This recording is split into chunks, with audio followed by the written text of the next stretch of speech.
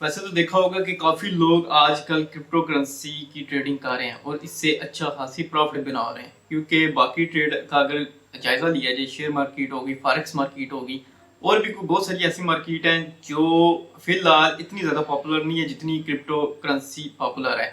और उसमें से अगर टॉप की एक्सचेंज का जिक्र किया जाए तो उनमें से बाइनेंस है। तो आजकल बहुत सारे लोग ऐसी कोई स्ट्रेटजी शेयर स्पॉट की सर्च कर रहे होते हैं जिसको देख के हम easily buy sell almost 90% confirm करके हम वो सिग्नल ट्रेड कर सकें। तो आज मैं आपके साथ वही एक बहुत जबरदस्त किस्म का एक मेथड, एक स्ट्रेटजी शेयर करने जा रहा हूँ जो कि आप समझ लें कि मार्केट में कभी किसी ने ऐसी स्ट्रेटजी शेयर नहीं की और ऑलमोस्ट 90 से 95% एक्यूरेट ये स्ट्रेटजी है। बहरहाल आपको मैं स्टेप बाय स्टेप गाइड करूंगा। जब तक आप खुद इसके ऊपर एक प्रैक्टिस नहीं करेंगे तब तक आपको इसको पता नहीं चलना। तो मैं आज वही कंप्लीट डिटेल स्ट्रेटजी की शेयर करूंगा। ये क्रिप्टो करेंसी की स्ट्रेटजी है और आपने सिर्फ इसको क्रिप्टो करेंसी के अंदर यूज करना है और किसी मार्केट के अंदर यूज नहीं करना। तो चलिए मैं स्टार्ट करता हूँ। ये देखिए मेरे पास बीटीसी यूएसडीटी का चार्ट ओपन मैंने किया हुआ है, ये वाला बीटीसी यूएसडीटी, और टाइम फ्रेम जो मैंने सेलेक्ट किया है 4 आवर्स का किया हुआ है। तो इसमें से 4 आवर्स के साथ मैंने एक वॉल्यूम का एक इंडिकेटर ये नीचे लगाया हुआ है। ये वाला सारा वॉल्यूम का इंडिकेटर है बीटीसी का।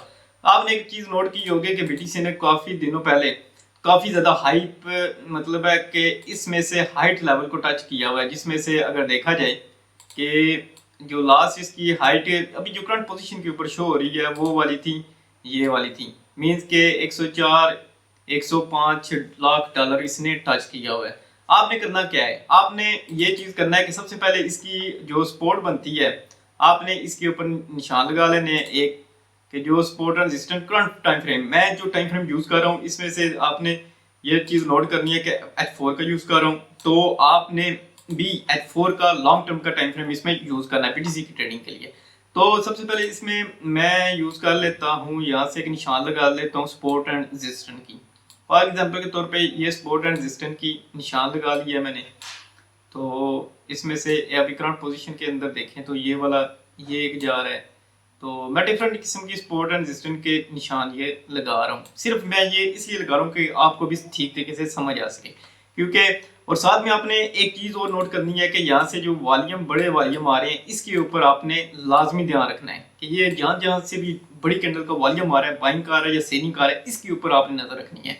तो आपने एक चीज नोट की है कि यहाँ से मार्केट जब भी ऊपर गई है और जब ये वॉल्यूम बढ़ा है तो मार्केट एकदम से नीचे गिरी है और नेक्स्ट कैंडल बाय का ये जो कैंडल बनी है इसके बाद मार्केट थोड़ी सी ऊपर गई है।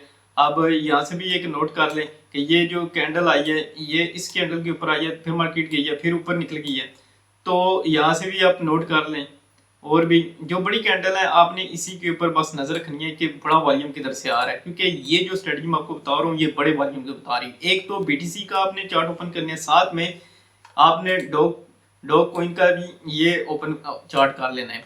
अब होगा क्या, अब दोनों की सपोर्ट एंड रेजिस्टेंस आप लगाएंगे पहले, कि सपोर्ट एंड रेजिस्टेंस जो भी इसकी बनेगी आपने पहले वो लगा लेनी है। तो इसमें से मैं वैसे एक आपको समझाने के लिए एक लाइन लगा लेता हूँ कि एक इसकी ये बनती है, ये वाली ऑलमोस्ट इधर बनती है। तो क्योंकि ये अभी अगर देखा जाए तो ये सपोर्ट के ऊपर ही खड़ा है, तो यहाँ से भी अगर देख लें तो यहाँ से भी एक ये बनती है।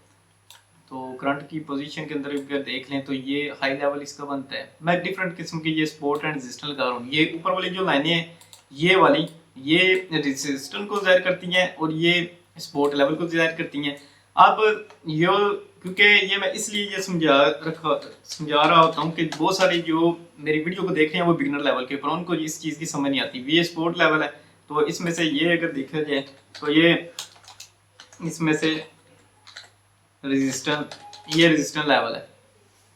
ये ऊपर वाला जो होगा वो रेजिस्टेंस लेवल होगा, नीचे वाला होगा वो सपोर्ट लेवल होगा। बहरहाल एक चीज तो आपको क्लियर होगी कि सपोर्ट एंड रेजिस्टेंस। अब आपने क्या करना है, आपने देखा होगा कि जितने भी हाई वॉल्यूम की मार्केट कैप रखते हैं उनकी वो जो ज्यादा वॉल्यूम होते हैं उनके मार्केट में काफी बाइंग अप डाउन होती है। वो ज्यादा देर डंप में, ये मतलब है ज्यादा देर डाउन में नहीं रह सकते, वो हमेशा मूव ज्यादा करते रहते हैं जिनकी मार्केट कैप वाली ज्यादा होती है। आप मार्केट कैप को देखने के लिए आप बाइनेंस की ऐप ओपन कर लेंगे। बाइनेंस ऐप ओपन करके उसमें से जो मार्केट कैप का ऑप्शन है उसको सिलेक्ट करके आप देख लेंगे कौन से ऐसे पेयर हैं जिनकी मार्केट कैप ज्यादा है। जैसे हो गया बीटीसी, हो गया इथेरियम, हो गया और भी काफी कॉइन है जो आपको बता देंगे। अब स्ट्रेटजी क्या है, अब मैं आपको स्ट्रेटजी ये बता देता हूँ कि ये क्या चीज़ है।